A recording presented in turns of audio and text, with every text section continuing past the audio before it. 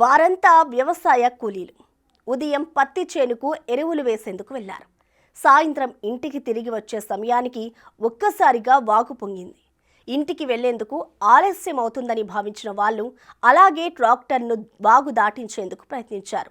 కానీ ఊహించని వరద కారణంగా వాగులో ట్రాక్టర్తో పాటే చిక్కుపోయారు. అదృష్టం కొద్దీ గ్రామస్తులు అతి కష్టం మీద వారిని కాపాడారు. గ్రామస్తులు రావడం ఆలస్యమయ్యుంటే పెను విషాదమే జరిగింది.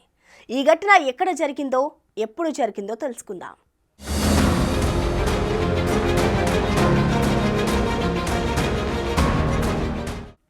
మంచిర్యాల జిల్లా భీమిని మండలంలోని చిన్న తిమ్మాపూర్ గ్రామం తంగలపల్లికి మధ్యలో ఎర్రువాగు ప్రవహిస్తూ ఉంటుంది.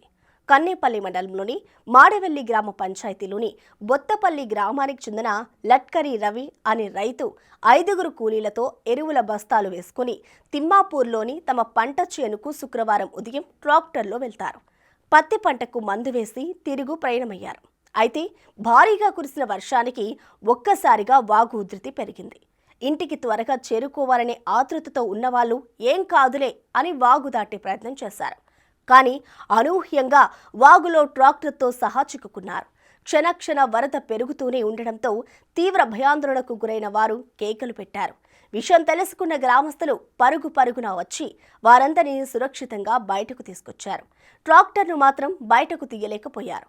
గ్రామస్తులు రావడం ఆలస్యమై ఉంటే పెను విషాదమే జరిగి ఉండేదని అంటున్నారు ప్రత్యక్ష సాక్షులు. చిన్న తిమ్మాపూర్ తంగలపల్లికి మధ్యలో ఎర్రవాగుకు బ్రిడ్జి లేకపోవడం వల్లే ఇలాంటి ప్రమాదాలు జరుగుతున్నాయని స్థానికులు పేర్కొంటున్నారు. బ్రిడ్జి మంజూరుకు ప్రజాప్రతినిధులు, అధికారులు కృషి చేయాలని కోరుతున్నారు. ఏది ఏమైనా పెను ప్రమాదం తప్పడంతో అందరూ ఊపిరి పీల్చుకున్నారు.